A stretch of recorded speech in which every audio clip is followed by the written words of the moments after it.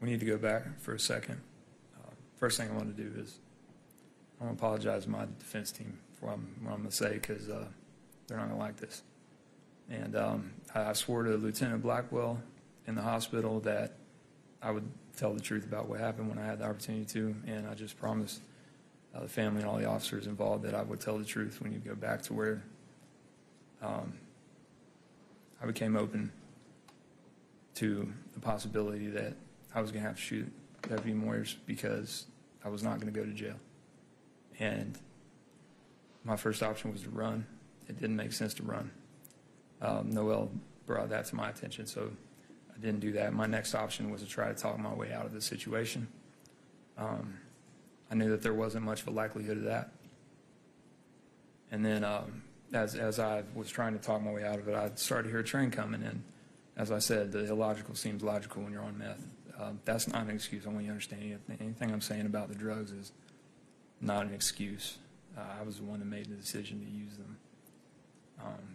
And knowing what they do, it alters your reality. Everything that seems unreal, you know, to a normal person seems perfectly logical in the moment on meth. And at the time, it seemed logical that if the train would come, I could take off across the tracks and him not pursue me.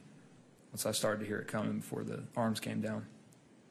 When I took the pistol out of the holster and put it down beside me, I checked the chamber to make sure I had a round loaded, because I knew that if it failed, then I was willing to do whatever I needed to do to get away.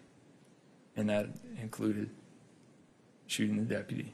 And I did that without a single thought of taking a man's life. I was 100% focused solely on myself. Cold, calculated, premeditated. Sir, I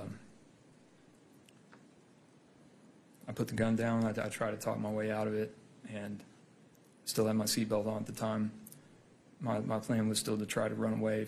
If you watch the video closely, you'll notice that the brake lights never come off and never put the vehicle in park. I had no intention of remaining there.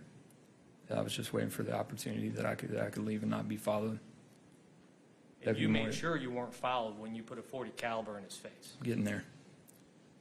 Whenever he reached for the door handle, I've stated several times that I felt pressure. I think I said that to some of the experts.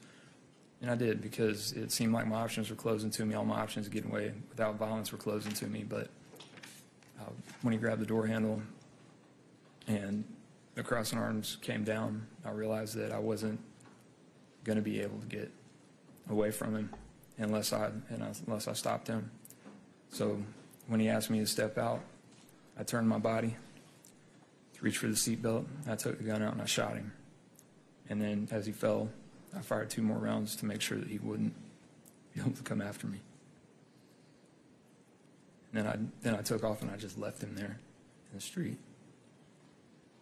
assuming he was dead. Because like you said, you put 2 more rounds in his back to make sure he wasn't going to fire. Did, yes, sir.